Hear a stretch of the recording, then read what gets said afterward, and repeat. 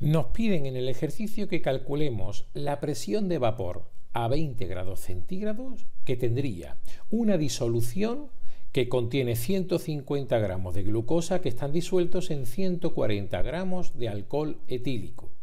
Y como dato nos dan la presión de vapor del alcohol etílico puro a esa temperatura, a 20 grados centígrados, que son 43 milímetros de mercurio.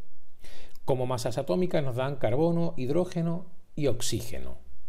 Bien, vamos a empezar a hacer el ejercicio como siempre, en primer lugar extrayendo los datos del enunciado. Aquí los tenemos.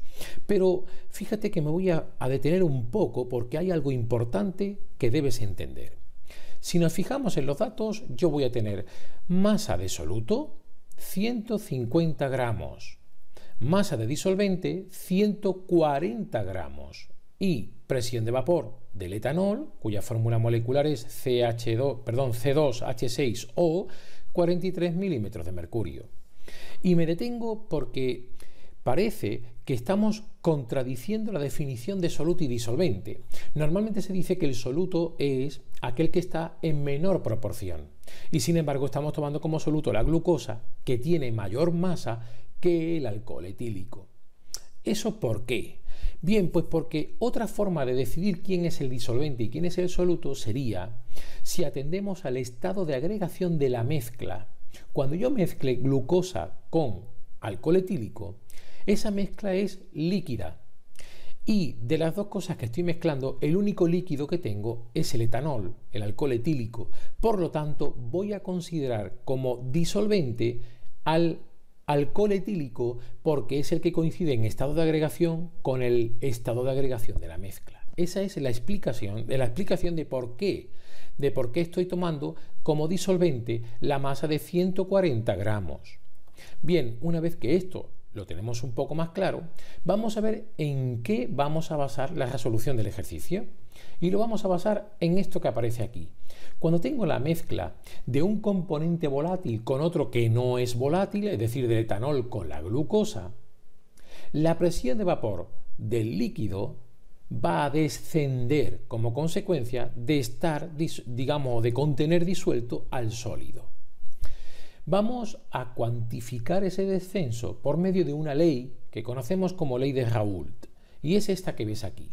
Y la vamos a leer de la siguiente manera. La presión parcial del componente volátil, en este caso del etanol, va a ser igual a la fracción molar de ese componente, del etanol, por la presión de vapor que tendría en estado puro, es decir, sin estar mezclado con nada. Así que fíjate que la presión que me están pidiendo va a ser función de la fracción molar del etanol en la mezcla y de la presión que tiene estando puro, que la conozco. Bien, parece claro que como está en función de la fracción molar, voy a tener que calcular esa fracción molar del etanol en la mezcla. Vamos a ello. Primera cosa a tener en cuenta, la fracción molar es un cociente de moles, por lo tanto, de los datos que tengo, que son en masa, debo obtener los moles de soluto y de disolvente. Vamos a ir empezando, por ejemplo, por el soluto. Tenemos que son 150 gramos. La sustancia que es el soluto es la glucosa, cuya masa molecular debo conocer y es, como ves aquí, C6H12O6. Es decir, el cálculo de esa masa molar, ¿verdad? Sería 6 por 12 más 12 por 1 más 6 por 16, que dan un total de 180 gramos por mol menos 1. Vamos a hacer lo mismo para el disolvente, que era el alcohol etílico o etanol, 140 gramos. Vemos su masa molecular, que la conocemos, C2H6O. El cálculo que necesito sería pues 2 por 12, 6 por 1 y 1 por 16 y da un valor de en este caso 46 gramos por mol menos 1. A partir de aquí ya puedo calcular los moles de glucosa y de etanol. Recuerda que esta masa molecular molar que acabo de calcular la voy a usar como un factor de conversión. Y me quedaría de la siguiente manera. Por ejemplo, para la glucosa tendríamos 150 gramos de glucosa y aquí tengo que es un mol ¿verdad? 180 gramos. Coloco la masa abajo para poder cancelar y obtengo como dato 0,833 mol de glucosa. Hacemos lo mismo para el etanol. Eran 140 gramos, el factor de conversión, 1 mol son 46 gramos y obtengo 3,04 mol de etanol. Una vez que tengo esto, ya puedo calcular que pues la fracción molar, que es lo que necesito para poder saber, ¿verdad?, cuál sería la presión, como hemos visto antes, en esta ecuación de aquí arriba. Vamos a hacer esa fracción molar. Recuerda que eran los moles del componente del que estoy calculando la fracción molar partido por los moles totales.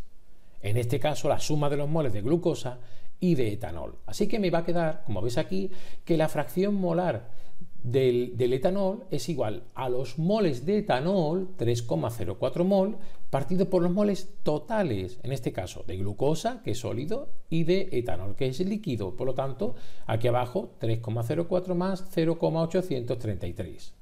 Cuando yo haga este cociente, el resultado que obtengo es 0,785. Me paro para que puedas ver que es un número adimensional, es decir, no tiene unidades de la fracción molar, porque es un cociente entre moles. Y además, muy importante, la fracción molar es un número que siempre está entre 0, si no hubiera componente, y 1, no puede ser mayor que 1. Así que, por eso, sabemos que va a descender, ¿verdad? Porque tengo aquí un número que es menor que 1, va a descender la presión de vapor del etanol cuando lo mezcle con lo que sea. A partir de aquí, bueno, pues lo que me quedaría es calcular esa presión de vapor. ¿Cómo? Pues fíjate que voy a aplicar la ecuación que tengo arriba y me quedaría lo siguiente. La presión de vapor del etanol en la mezcla va a ser la fracción molar, que la tengo aquí, 0,785, por la presión de vapor puro, 43 milímetros de mercurio. Por lo tanto, el resultado que obtengo es 33,8 milímetros de mercurio como, podríamos decir, presión de vapor del etanol una vez que tengo hecha la mezcla. Vamos a hacer como una especie de resumen de las ideas importantes del ejercicio. Debes tener en cuenta que para poder hacer el ejercicio hay que aplicar la ley de Raoult al componente volátil, en este caso es el alcohol. Además, el disolvente lo hemos considerado el alcohol porque tenía el mismo estado de agregación que la disolución, aun cuando estaba en menor proporción que la glucosa. Y por último, la presión de vapor que hemos calculado, los 33,8 milímetros de mercurio, va a coincidir con la presión de la disolución. ¿Por qué? Pues porque solo tiene un componente volátil que es, en este caso, el alcohol etílico. Si te ha gustado nuestro vídeo, por favor, dale al like y además suscríbete al canal porque nos hace falta para poder seguir creando vídeos como este. Muchas gracias.